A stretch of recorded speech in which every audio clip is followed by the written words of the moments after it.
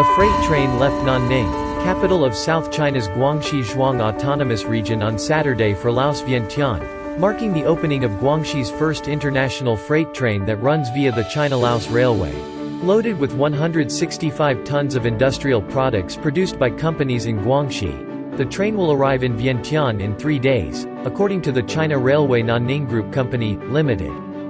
Qian Feng, general manager of the Sino-Trans Limited Guangxi branch, a participant in the cross-border transportation, said the freight train can cut the transportation time by more than 10 days compared with sea shipping and other traditional methods.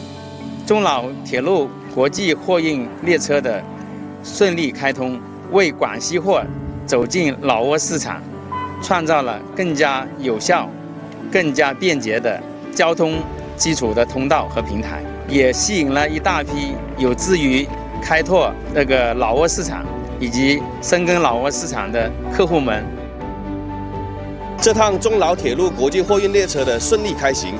标志着广西在继西部陆海新通道以及中越班列之后，成功开辟了第3条通往东盟国家的铁路货物跨境运输的通道。